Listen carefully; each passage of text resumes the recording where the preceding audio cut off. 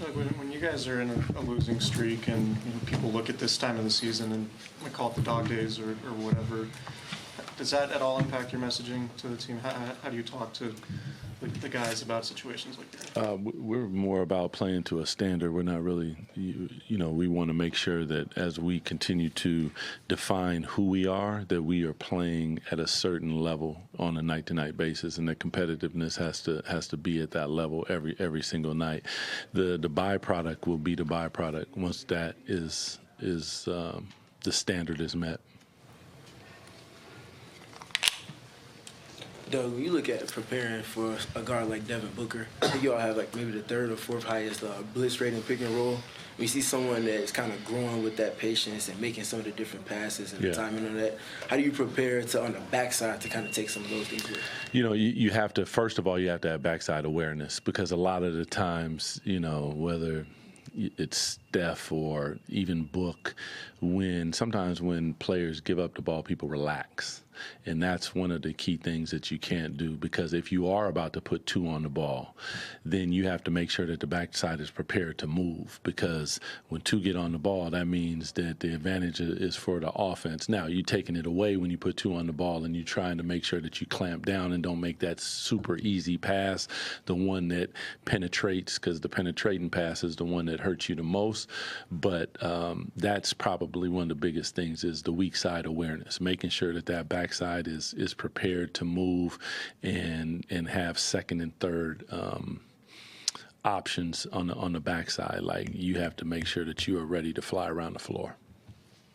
So what's it like facing a player who I imagine when you're not playing against him you have a lot of respect for, in Dylan Brooks, and just kind of the gravitas that he brings to a game? Yeah, I'm a fan of Dylan. If he's in your jersey, you love him. If he is not, you hate him. And that is probably the utmost respect in our league that you can give to a player. So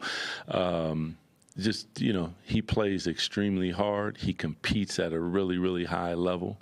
And that's really what you want. You want the competitiveness to be at a super high level. Shots are going to fall. Shots are not going to fall. But one thing that you never worry about with him is he going to be physical? Is he going to get after it? Is he going to put his nose in there? Is he going to dive on the floor? Is he going to go for rebounds? Like, those are things that you want. And I respect that. And how important in your mind is it, when kind of building a roster, is it to kind of have one of those guys that they're kind of the ale, you know what I mean? Yeah, I would say that in many ways probably, and I don't know Coach Ott like that, but he probably set a lot of what they do just because of what he's bringing to the gym daily. Now, Book does that as well, but for that nastiness, that thing that not everybody is happy about doing, when you have that guy, it makes a lot of things easier, because things start to flow downhill after that. Coach, sort of going back to the previous question about Dylan, how do you not let sort of what he does in terms of antics and trying to get under people's skin sort of impact what you guys are trying to do? I mean, that's just mental discipline. That's what he's trying to do, and can you stay focused in the moment? Because a lot of times, being somebody who did what he does, if me doing that gets inside your head, it's a light night work for me.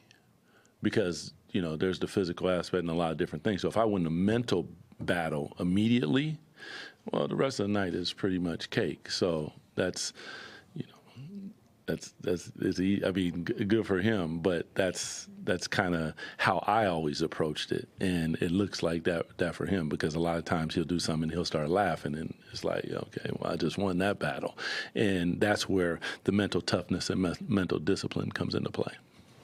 Coach, when you look at Mark Williams, I feel like that first game of the season, he showcased a little bit more versatility than he had in his stops prior. Yeah. On the defensive end, his activity feels like it's impactful. What are you seeing on the field?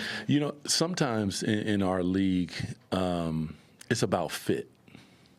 And for him, there's a certain thing that it looks like that Coach Ott, there's the rim protection, there's the rolling, there's the vertical threat, because they are threats from the perimeter. They're going to shoot them, they're going to crash. So all the threats that he naturally brings fits to what they're looking for. And that's how I analyze, like you can utilize them incorrectly maybe. And I think that they're utilizing him, his rim protection, his gravity rolling, his, you stretch the floor with shooting the ball, but you also stretch the floor vertically, and he's stretching the floor vertically. So there's a lot of things that he brings to the table that fit to what these guys are doing, and that's really good for him. Sort of going off of Steven's point about Mark Williams, I'm just kind of curious for you as a coach. We are about a quarter of the way into the season. How do you sort of balance a player's effectiveness from what analytics say and what all the numbers say versus the eye test and what you're seeing out there? I mean, it depends on where you're at. Like, these guys are analytically driven, but they're having success with that. So it's easy to plug and play there. For us, there's a stylistic style that we want to play, but first and foremost, we have to make sure that we are drawing a line in the sand with what is Kings basketball, and the competitiveness has to be at that level before you even start getting into the numbers and all those different things. Yeah. Anything else, Coach? Thanks, everyone. Good. Appreciate you guys.